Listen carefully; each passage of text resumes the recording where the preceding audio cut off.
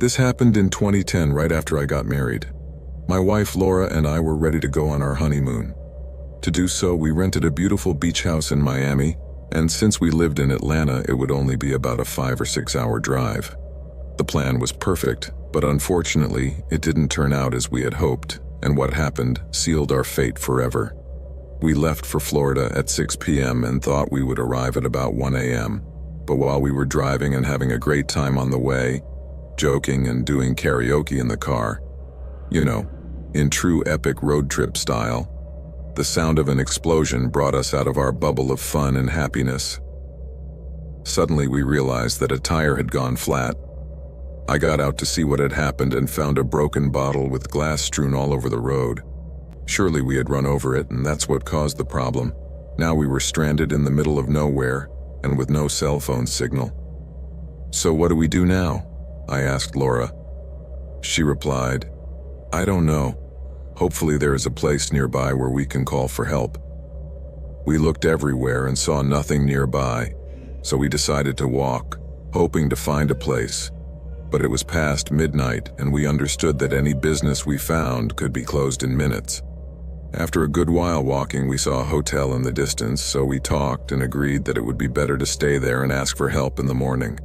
Upon entering, we were greeted by the owner, a middle-aged man who introduced himself as Mr. Anderson. He was an overly friendly person, almost suspiciously friendly. He guided us through the hotel and showed us to our rooms, which were actually not bad at all. Everything was clean, no cockroaches or bugs, which was appreciated, as we had had some bad experiences with various lodgings in the past. We thanked the owner and he left as we were settling in. They even had room service. My wife asked me if I wanted something to eat, and I asked her to bring me some onion soup. She decided to order the same, so she called room service and placed the order. When our dinner was ready, there was a knock on our door, and when we opened it, Mr. Anderson was on the other side with our dinner. We thought it was a little strange since we hadn't seen anyone else in the hotel, but we didn't think much of it. Laura was already ready to devour the soup because she hadn't eaten anything in hours. In fact, we had only eaten crackers and chips since lunch. I, on the other hand, didn't have much of an appetite. Rather, I was very tired, so I offered my portion to her, who was happy to eat it for me. Then I fell into bed like a rock and fell asleep immediately. I woke up a couple of hours later, around 4 a.m. I heard noises in the room, but it was so dark I couldn't see anything. I tried to locate what was going on when suddenly I heard a whisper. "How could you possibly still be awake?"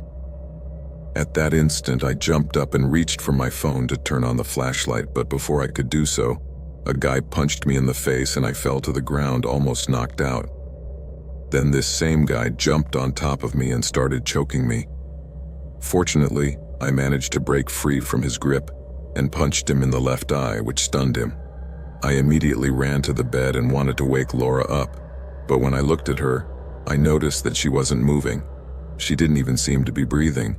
But while I kept trying to get Laura to wake up, the man got up again and pushed me against the wall very hard, making my head hit against it, and I was very dizzy and disoriented. Then I heard that whisper again, but this time, I recognized the voice. It was the hotel owner, Mr. Anderson. At that moment, all the alarm bells started ringing in my head. Did he put something in our soup? I searched blindly for the light switch in my phone, while hearing more strange noises, and finally I was able to turn on the light, but what I saw at that moment would never be erased from my memory again. The owner of the hotel had stabbed Laura in the chest with a knife, and her blood was now spilling onto the mattress. If she wasn't dead before, now she definitely was. That instant replayed in my head as if in slow motion, and the pain I felt was so gut-wrenching that I could almost swear I felt my heart break in two. But behind the intense pain of losing the love of my life, I was overcome with such an intense feeling of rage that I ran up to him and punched him in the face so hard that he was knocked out instantly. When I saw him lying there on the floor, I grabbed the knife with the intention of killing him, and believe me, I even visualized myself on top of him, stabbing him again and again until my arms could no longer do it. But I didn't do it. I had to use every last vestige of self-control I had in me not to do what anger was screaming at me, and I stopped. I thought about what that would mean. Not only would I not get justice, but I would end up in prison and ruin my life even more. After all, if I murdered that wretch, the cops would most likely assume that it was also me who murdered my wife, so I dropped the knife and called the police. While waiting for the patrol car, I stood by Laura's side. The police arrived quickly and arrested Anderson, while an ambulance took Laura away. But inside I already knew it was hopeless. The next day, the officers gave me the news about the supposed Mr. Anderson, whose real name was Billy, and turned out to be a serial killer. I also learned that the hotel was not his. It was an old building that had recently been bought and remodeled by a man with the last name Anderson. But this was a sextagenarian that this wretch confessed to murdering and burying in the backyard of the same hotel, along with a waitress and the receptionist. That's why there were no other employees on the premises. Billy had been posing as Mr. Anderson for several weeks, and it was he who would put broken beer bottles on the side of the road, causing people to have to go to the hotel for help. But once there, he would drug them with pills that he would put in their food and drink, and then steal all their belongings, murder them, and bury them in the same backyard, where the bodies of the hotel owner and his 2 female employees were also found. I was completely devastated. That was the most difficult and painful episode of my entire life.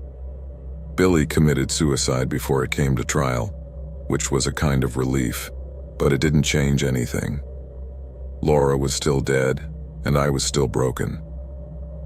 It has been 13 years since that dark day, and although it has gotten a little easier with time, the pain and guilt still weigh on me. I'm still going to therapy for all of this, and I haven't tried to date anyone since Laura. To be honest, I don't think I'm ready for that, and maybe I don't even need to. I never stay in a hotel again since then. I have a phobia of it, as well as road travel. I feel like I still have a lot of healing to do from this experience, and honestly, I don't think I ever will.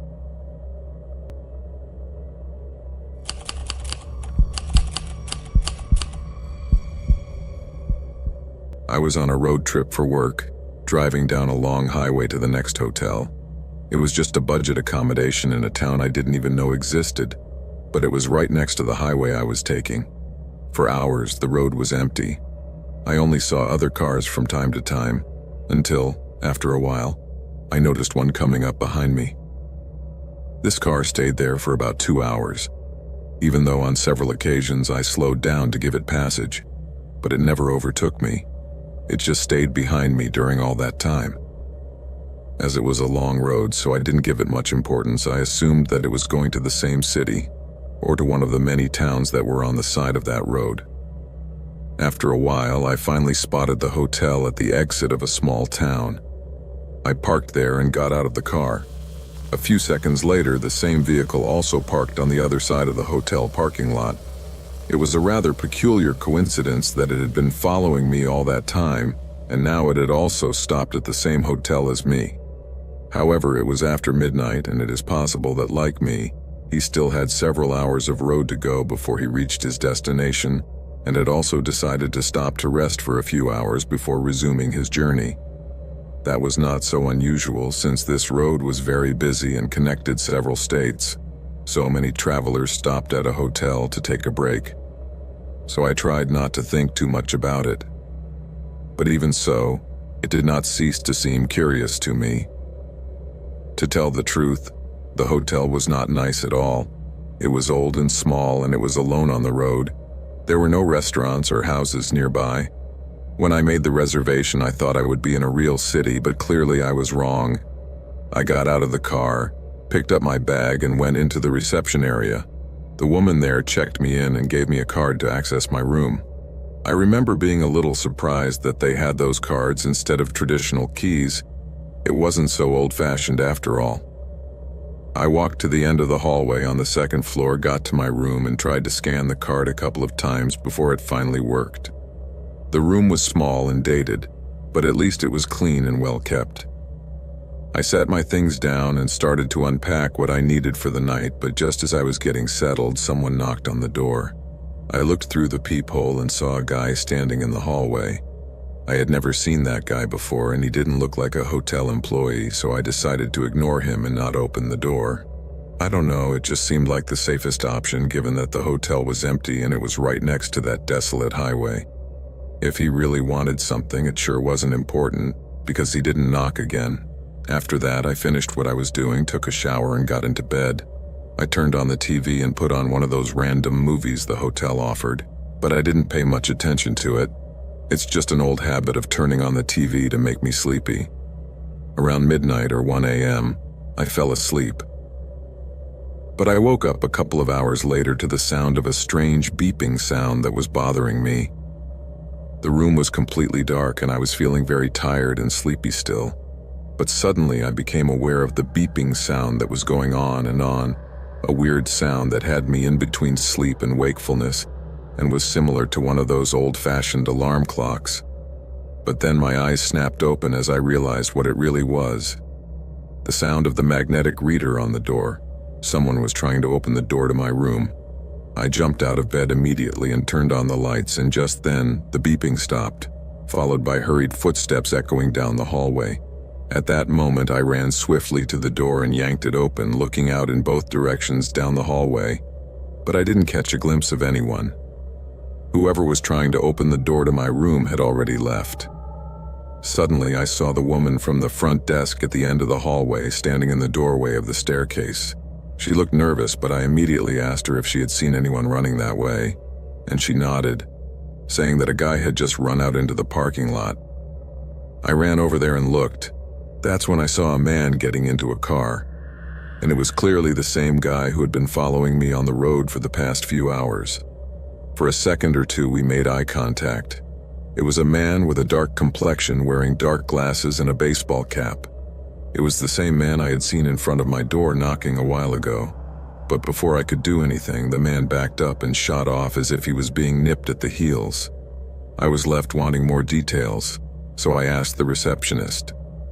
She commented that the guy had arrived a few minutes ago, walked down the hallway, and then suddenly ran out.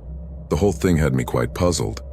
I told the receptionist that I woke up because I was hearing a strange sound. It was a constant beep, as if someone was trying to open my door with an access card. The idea that this guy might have a working card gave me total terror. In fact, my own card had its problems working, so I didn't even want to think about what that meant. Long story short, I should say that the police were not much help and never managed to find the guy. After that, I did a little research on my own, and it turns out that there are some people talking about universal access cards that can open certain hotel doors. That made me pretty uneasy. I had no idea what that guy was trying to do or how the events of that night unfolded, but I'm definitely not staying in any more hotels for a good while.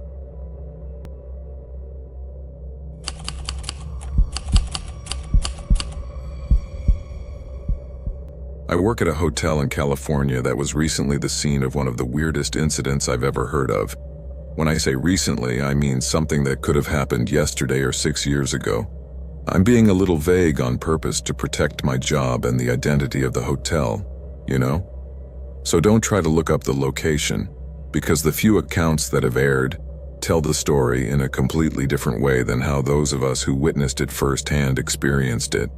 In fact, we all signed a document forbidding us to talk about it with the media or whoever. Anyway, I just want to make it clear that life can turn off from one moment to the next, and without warning, 1 second you are there, and the next you just went to the other yard. That said, let's get down to business. At the time, I was 29 years old and had been with the hotel for about 4 years. I started as a bellhop, which was pretty standard, but when the opportunity arose to move to the front desk, I didn't hesitate. A few weeks later, I was offered the permanent position at the front desk. My bosses and I quickly realized that I was a better fit for that role than any other. Although I always worked hard at my job, I liked helping people solve their problems much better than lugging suitcases around.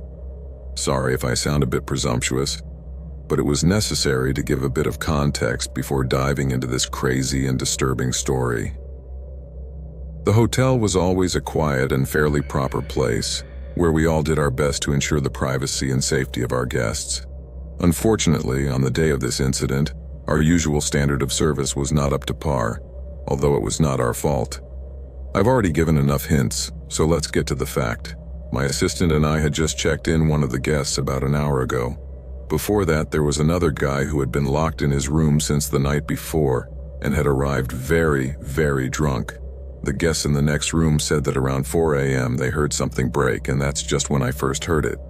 At the time, I was at the desk trying to finish up some routine paperwork when suddenly I heard what sounded like a gunshot. This made me jump out of my chair with a jolt, and without a second thought, I shot out into the lobby and started asking every employee I saw if they knew where the noise was coming from, but no one had any idea. Luckily, there were no guests in the lobby because it was still quite early. After a few minutes, one of the cleaning crew came by the front desk and called me over. He said he was in one of the linen rooms on the 5th floor and heard what sounded like a gunshot coming from the room across the hall. So my assistant and I ran from 1 to the 5th floor and knocked on the door of the room we suspected was the source of the gunshot, but no one answered. I used the key to unlock the door, announcing our entrance quietly just in case we were mistaken, but unfortunately we were not. As soon as I rounded the corner of the room, there was his body. The guy had stuck a gun in his mouth and pulled the trigger. Clearly, he had not been with us for quite some time. That's an image that will never be erased from my mind. I'm not even going to describe it to you because it's the most Dantesque thing I've ever seen in my life. At that point, as I was recovering from the shock of that grisly find, I yelled to my assistant to call 911 discreetly, using the incoming service without making too much noise. You may think it was rude, but my priority was to take care of the hotel's reputation, regardless of my feelings or whatever I thought was right or wrong. I'm sure the man didn't care much about doing something like that in a public place, and now we had to deal with it. I mean, he knew some poor employee would eventually find it, and the truth is he didn't think of anyone but himself. Believe it or not, people die in hotels with some regularity, so the police and paramedics were already used to our policies, and when these things happen, they handle it with discretion as well. When they got to the room, the detectives did their job and soon let the paramedics in. They gave us the go-ahead to clean the place up, and in less than an hour it was back to the way it was. As I had said, we were pretty used to dealing with after someone, shall we say, left this world, no matter what way. I'm not going to lie, I was a little shaky, but I tried my best to remain calm. I had a leadership role and I didn't want the situation to turn into chaos. For that reason, those who couldn't continue or didn't feel able to deal with the situation were allowed to go home, while the rest of us had a quick meeting in the office to vent what we were feeling. The talk went ahead for about an hour, and then we all went back to trying to do our normal work. By about 11 a.m., it seemed like everything was back to normal, but it didn't last long. Shortly thereafter, I received a call from one of the cleaning girls. She was clearly upset and between sobs told me that when she entered a room on the 6th floor, she found a guy lying on the floor who looked dead. I instantly thought it couldn't be possible, but I realized she wasn't kidding. So this time I was the one who called the police. They didn't have to ask any questions this time. They came in through the service entrance and there they found me in the room. It seems that they were already beginning to suspect that this was all weird, because the same detectives who had been at the first incident came to investigate again. I let them do their job one more time and went back to my duties. By then, I was more confused than shocked. It's not common for a hotel to have 2 unrelated deaths on the same day. The odds of that happening were ridiculous. So I just stood around waiting for the detectives to contact me to tell me what the hell was going on. About an hour later, someone knocked on my office door. It was one of the detectives, and what he told me remains one of the craziest and scariest stories I've ever heard. It turns out that the bullet fired by the first guy to end his life had not been found at the scene, but now they knew what had happened. Listen to this. What happened is that this bullet that was fired on the 5th floor went through the head of guy number 1, ricocheted off the wall, and at a completely bizarre angle, pierced the ceiling of the room, that is, the floor of the room above, hitting another guy right in the heart. We were so confused that morning we thought the second guy was just hiding in his room and had passed out or something. He never saw what happened to him coming. That's why he seemed to have a shocked expression on his face. You can believe it or not, but it's not the first time I've heard of such a sad case, only this one was really bizarre. Imagine how unlucky you must be to have something like that happen to you. Think about it the next time you think you're having a bad day. This event just reminds us how fragile life is and how quickly it can end. That's why I always make sure to tell my wife and kids that I love them every time I leave for work, even if we just had a fight. That was all the detective said before he said goodbye and went back to work. I was left with my mouth open, thinking I had already heard it all coming from California. But I realized I was completely wrong. Life always finds ways to surprise you. The truth is that I couldn't help but feel a lot of regret for those two guys. The first one because I thought about how miserable and desperate he must have felt at that moment to make such a brutal decision, but I definitely felt much more sorry for the second one. He was just going about his normal life, not hurting anyone. He happened to be in town for his sister's funeral. Now his family would have to deal with 2 funerals just because of one impulsive act by another. A week later, it was discovered that the guy who shot himself had lost all of his savings in a failed investment. The note officers found on his body said he did all this at the hotel so his kids wouldn't have to deal with his ruin. I appreciate the motive, but he didn't bother to think about the rest of us hotel staff who had to watch that horrible scene. I know I sound cruel, but come on, I still see the guy in my dreams, and it's not a pretty thing to dream about, believe me. As I mentioned before, I wrote this story to remind people that life is unpredictable. We could be gone at 5 years old or 80 for anything, an allergy or a stray bullet. There are no promises or guarantees in life, so live the best you can and enjoy the journey, because you never know when it will end. The truth is that I couldn't help but feel a lot of regret for those two guys. The first one, because I thought about how miserable and desperate he must have felt at that moment to make such a brutal decision, but I definitely felt much more sorry for the second one. He was just going about his normal life, not hurting anyone. He happened to be in town for his sister's funeral. Now his family would have to deal with 2 funerals, just because of one impulsive act by another. A week later, it was discovered that the guy who shot himself had lost all of his savings in a failed investment. The note officers found on his body said he did all this at the hotel so his kids wouldn't have to deal with his ruin. I appreciate the motive, but he didn't bother to think about the rest of us hotel staff who had to watch that horrible scene. I know I sound cruel, but come on. I still see the guy in my dreams, and it's not a pretty thing to dream about, believe me. As I mentioned before, I wrote this story to remind people that life is unpredictable. We could be gone at 5 years old or 80 for anything, an allergy or a stray bullet. There are no promises or guarantees in life, so live the best you can and enjoy the journey, because you never know when it will end.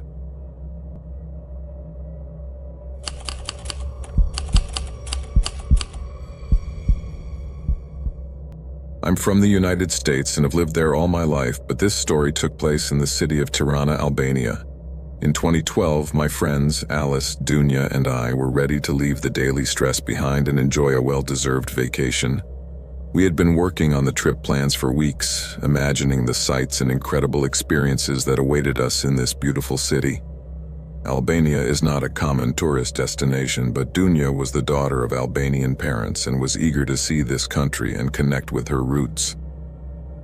Alice and I agreed to go with her, as this is a fairly inexpensive destination and had a lot of beauty to offer.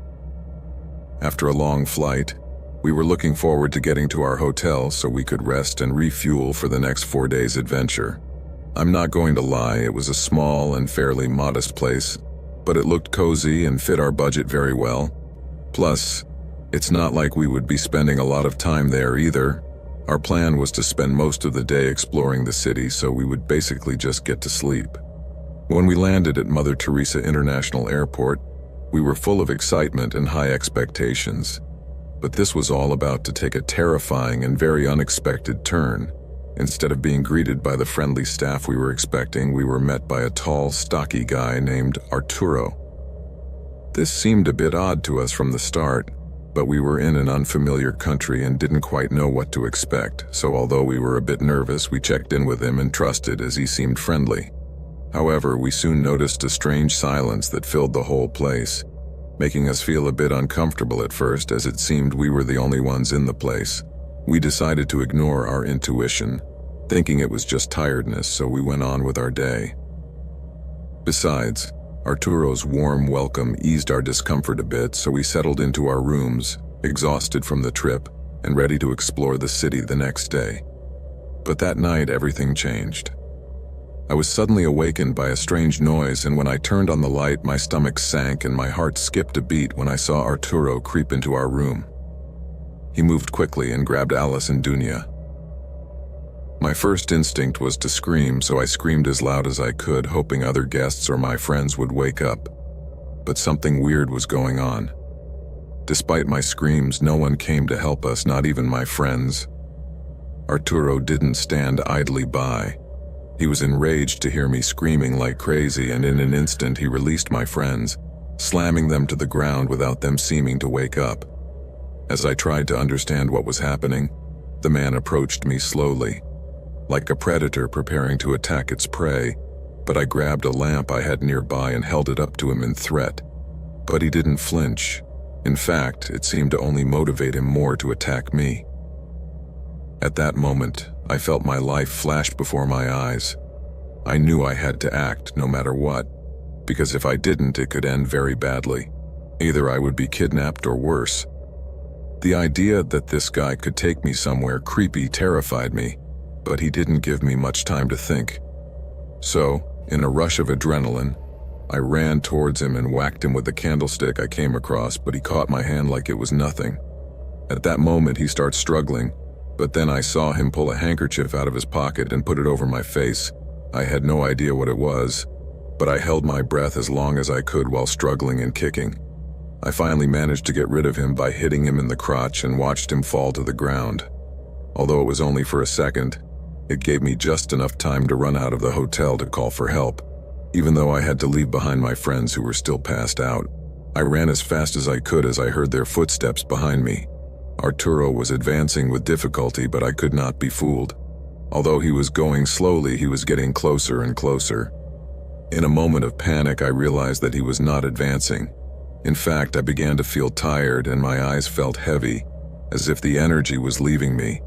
Before I knew it, I fell to the ground, losing consciousness as I watched the man approaching, albeit with avaricious difficulty. I don't know how much time passed, but when I awoke, I was confused and my heart was beating a mile a minute. I realized he was no longer in our room. Panic set in as I realized I was tied to a chair in a dark, cold basement, and my friends were next to me, tied up like me. I tried to remember how I had gotten there, but it was all a blur. The last image in my mind was Arthur slowly approaching me, and suddenly I heard a ghoulish laugh coming from behind the door. I looked at my friends and knew they had heard the same thing. Their faces reflected pure terror. We screamed and struggled to free ourselves, but hope felt far away. Then the door creaked and Arturo entered with a very sinister smile on his face. He slowly approached us and his eyes glittered with much malice. "Welcome to my little show," he said, enjoying our confusion. Suddenly, he grabbed Dunya and dragged her to the center of the room. We screamed and pleaded, but all to no avail. "Please let us go. I have my family waiting for me, my nieces and nephews, my boyfriend. I can't just disappear," Dunya said. "Oh, I'm sorry to hear that," he said, gesturing as if he really cared. But then, out of nowhere, he pulled out a small knife and before we could react, plunged it into Dunya's leg. Blood gushed out and she screamed in pain. Her look of hope vanished in an instant. We looked at each other and we all knew we were trapped in a nightmare from which we could not wake up. Suddenly the atmosphere became more eerie, and in an instant Arturo began to play with his knife, stroking Dunya's cheek. She let out a moan and tears streamed down her face, while the psychopath just smiled. "See, this is what I like. The fear in your eyes and your desperation. You have so much to lose," he said, enjoying our agony. "I'm not going to lie to you, it drives me crazy." At that moment, Alice screamed at him, "You're a fucking psycho." "Oh girl, you have no idea how the night is going to get," he replied, and continued torturing poor Dunya, slowly cutting her while enjoying her suffering. We were forced to watch, unable to do anything. Her screams pierced through the basement as well as hearts.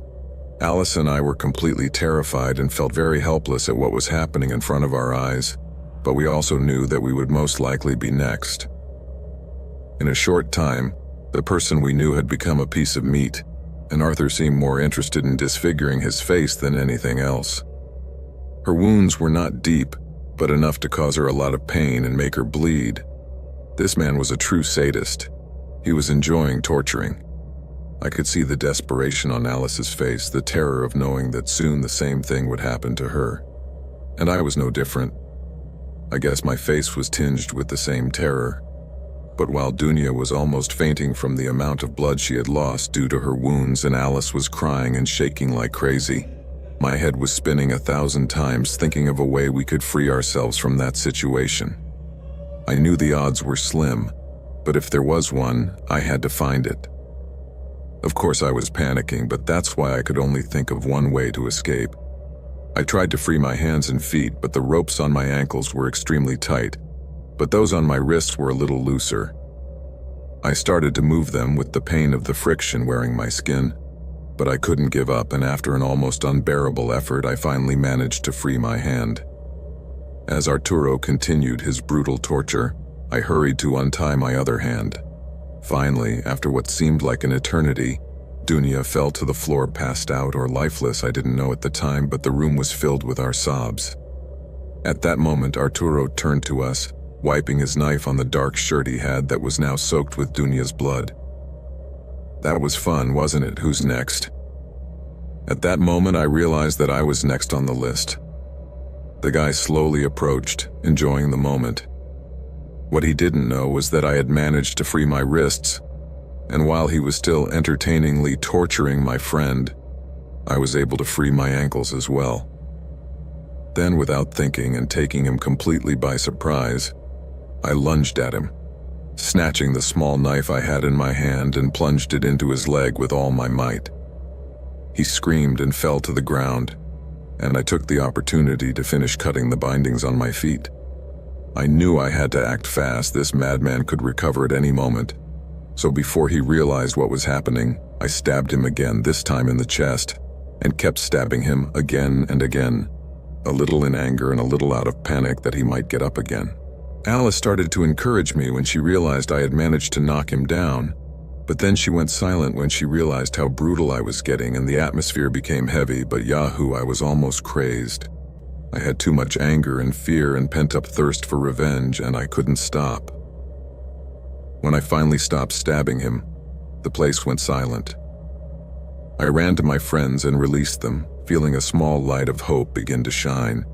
We knew it was unlikely that Arturo would come after us, so we carried Dunya, who was still completely limp, and ran out of the basement, terrified. We ran through the dark corridors of the hotel, our hearts pounding and trying not to hurt Dunya anymore.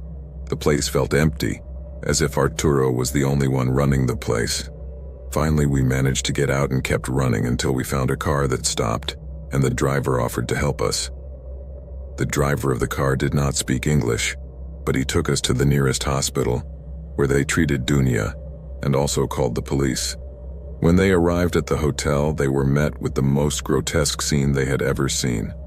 Alice and I spent several days under investigation, but after analyzing the evidence and listening to our testimonies, including that of Dunya, who fortunately managed to recover, although she had to receive several blood transfusions, the officers were finally able to corroborate our version. And not only that, but they discovered that the place was the lair of a brutal serial killer they had no idea was hiding in plain sight. It turned out that we weren't his first victims, something we already figured. This guy had probably been using this old hotel as a decoy to trap unsuspecting travelers like us and subject them to these horrible acts, then murder them and disappear their bodies. The police had been receiving reports of missing tourists for at least the last 2 years, but they had never been able to find their whereabouts or even have a clue as to what might have happened to them, since they were random people and Albania is not exactly a very safe place. Moreover, these cases did not occur regularly, but rather from time to time. Dunya was hospitalized for more than a week while the doctors kept a close eye on her condition. Fortunately, all her wounds were superficial, but they left important marks on her skin, and she also lost a good amount of blood. Fortunately, she managed to recover almost 100%, at least physically. Her wounds healed completely, and she received treatment in the United States to correct her scars. At present, the scars are barely visible. However, there is no surgery or cosmetic treatment to heal the psychological and emotional wounds that this horrific and terrifying experience left on her and on us. We all had to attend therapy for years, and while this helped, I think I speak for all of us when I say that the aftermath of that day will never fully go away.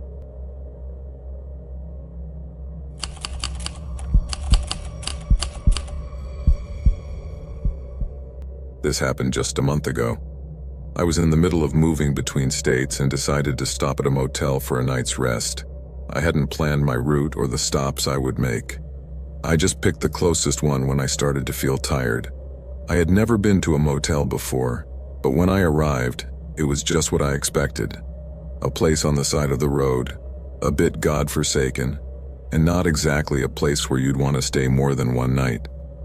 There wasn't a single car in the parking lot, so I had no idea where the guy at the front desk would have come from. I got a room and walked to my door. As I walked in, the place was pretty run down and kind of gross, but hey, it was what it was. I thought about taking a shower, but the bathtub was so filthy I decided to skip it. Anyway, I plopped down on the bed, trying to get comfortable. Before I could turn over, I turned off the lamp, and at that moment I heard a strange noise outside. It sounded as if someone or several people were trying door handles in nearby rooms. They were going from door to door as if playing a game to see which one was open.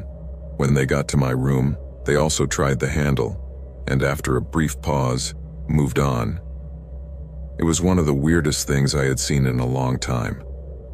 What the hell were they doing, looking for a free room? I leaned back and closed my eyes, only to have someone banging on my door shortly after. It sounded like they were breaking it in. I got up and noticed there was no way to see out, so I turned the latch and opened the door a little. There was a guy with a very unfriendly face looking frustrated, as if something was wrong. He was about 40 years old with long hair and a rather unkempt beard. "What's your problem?" I asked him, already annoyed at the way he had struck. The guy looked at me with a coldness that puzzled me and threw out an odd question. "Did you pay for this room?" I was confused and told him yes, but he still had that look of distrust, as if he didn't believe anything. He then asked me to accompany him to the front desk to sort it out, assuring me that he was told this was his room.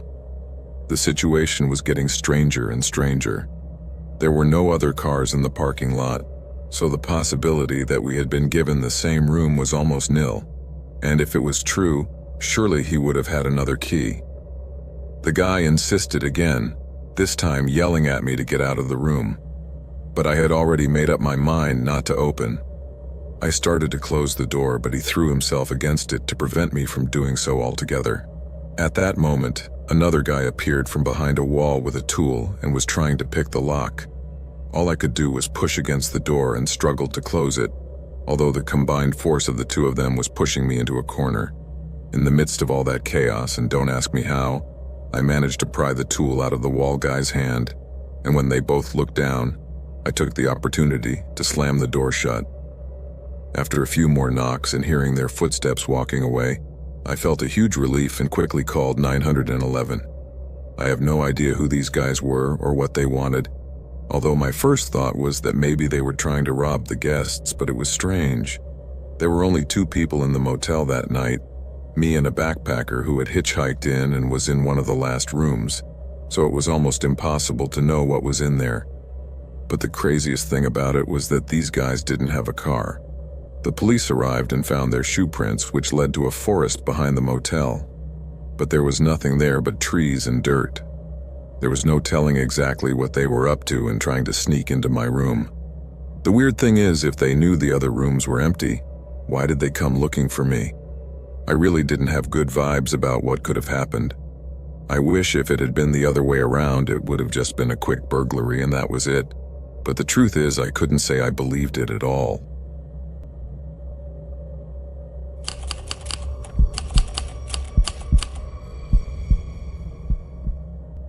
This is a pretty creepy anecdote that happened to me in the early 90s. At the time, I was fresh out of high school and had gotten my first full-time job. College didn't tempt me at all, so my only way out was to throw myself into the working world and stop being a kid and become a productive adult. My job was as a night receptionist at an old hotel in my hometown. If you have no idea what a night receptionist does, it's basically a hustle and bustle of things like attending to customers, arranging calls the next morning, and balancing the bills for the night. Even though I was only 18 at the time and had the typical attitude of a teenage slacker, I actually quite liked the job, maybe because it was my first one and, you're excited. Well, the truth was that I liked it most of the time, until weird things like the ones I'm about to tell you about started to happen, which made me go from thinking it was a great job to thinking it was more like the scariest job in the world. It all happened on a quiet Monday night. Before I start telling you what happened, I need to give you a little context about the hotel where I worked, as that will make the story make more sense. Don't worry, the place was similar to those old, somewhat rundown hotels featured in horror movies. You had the classic front desk that overlooked the huge parking lot with spaces right in front of the rooms. Although the hotel had 3 floors, I had been warned never to check anything on the 3rd floor due to a couple of weird situations that had happened before, but that's another story. Although I could describe the place as gigantic, I could actually see all the rooms from my desk. My only blind spot was a few windows. Well, back to the story. As I was saying, this happened on a calm Monday, which happened to be one of those super slow nights for the hotel, especially during peak tourist season. Normally, we had a brisk flow of guests during the week and on weekends, but in the dead of winter and with the hotel off the main winter tourist routes, it got a little quieter. If anyone managed to find us, it was usually a regular guest. That night, just after finishing a tour to check that the heating machines were working, I returned to the front desk and sat down in the office behind the counter. I was about to go into paperwork organizer mode when I suddenly decided to take a look at the security camera screens, and there was a guy dressed in black, standing just out of range of the windows, which struck me as odd. Naturally, I got curious and started watching him. The guy was just standing there looking around as if he was looking for someone.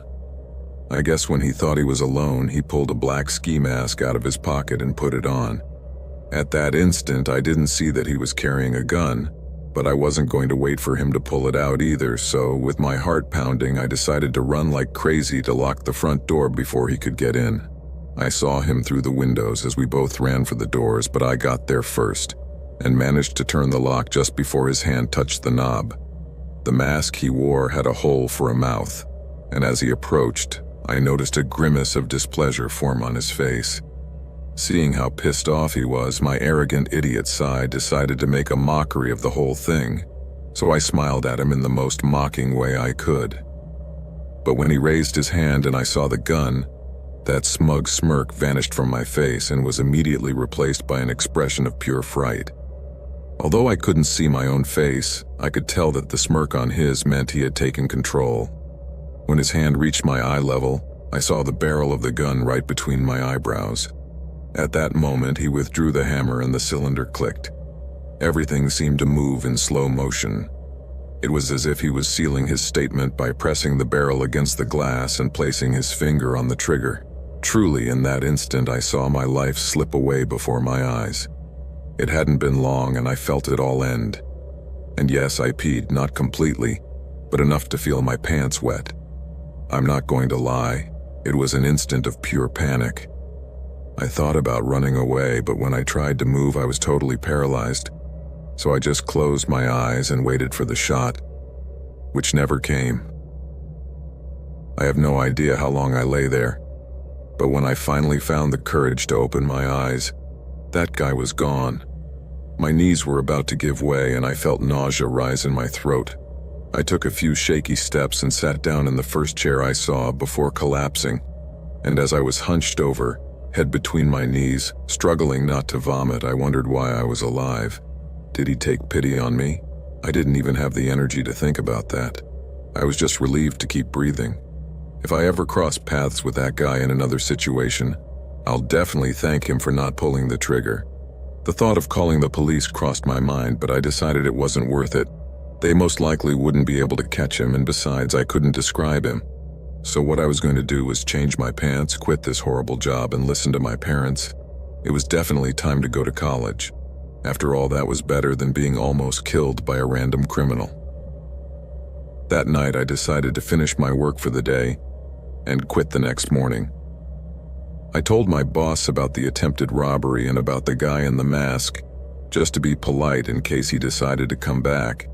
And that spring, I enrolled in the local college.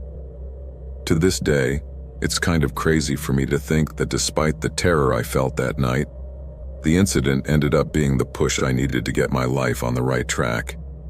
I spent so much time in school that I was in no rush to get out of there. Plus, I saw how some of my friends were succeeding without ever stepping foot in a college, and that had made me think that maybe college had nothing to offer me. But that night, it became clear to me that I needed to learn an important lesson.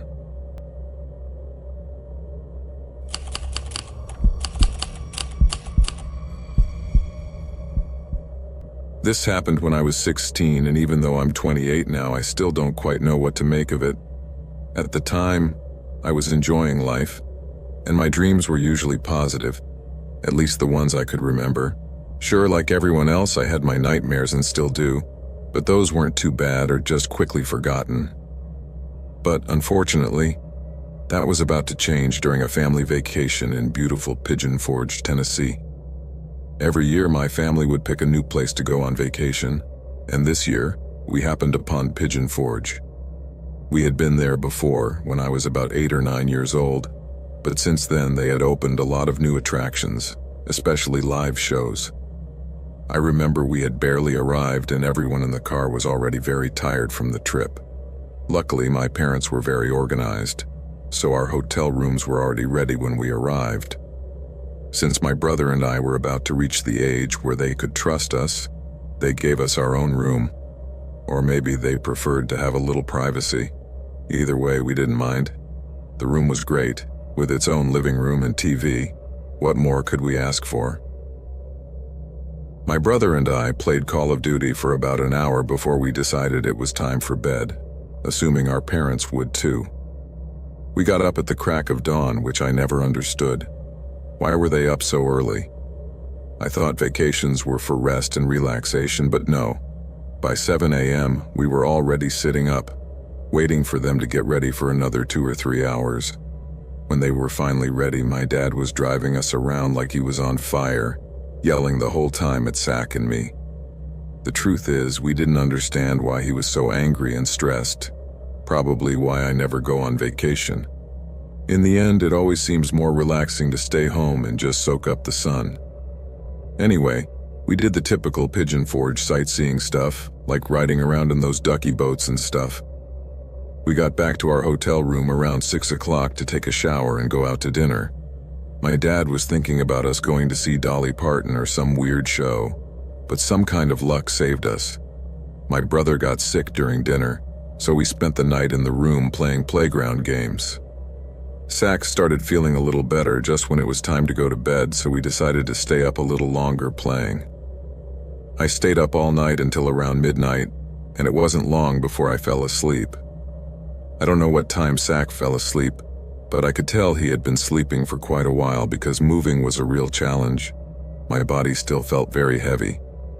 Looking at the clock only told me the current time, not how long I had been asleep. At first, I didn't notice anyone else was there, but I could already see most of the room, with Zach lying on his bed. The sheets were disheveled, covering half of his body as he always slept. The air conditioner was making a low roar, but it sounded much quieter than I remembered. I lay quietly for a moment, enjoying the peacefulness of the atmosphere until I noticed something odd at the edge of my vision. I wanted to turn around, but my head wasn't responding, and that started to give me a bad feeling. I continued to look around the rest of the room and looked down at my feet. I started to meet strange eyes, but then a head seemed to emerge from the darkness, almost obscuring everything I could see. Suddenly, I felt something slowly crawling up my bed, and that's when my nerves really started to kick in. To try to move was to lose the battle, It was as if I had been frozen. I didn't feel cold, but when his hands touched me, I couldn't pull away. I just wanted to scream, to make a sound. I couldn't. The tears were starting to roll down my face. Tears were starting to roll down my cheeks.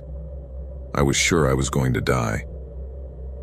She kept climbing up the bed until her face was only inches from mine. It was at that moment that I could see how scary she was. She had that old hag look straight out of a horror movie, with hairy moles on her chin and crooked black teeth. Her breath smelled like a horrendous mixture of rotting flesh and mold. Then, when he saw my tears, he seemed to get excited. He started screaming and laughing as he ran his dirty fingers making circles on my chest. I tried to break free, but it was no use. His weight was crushing me, and I was finding it harder and harder to breathe.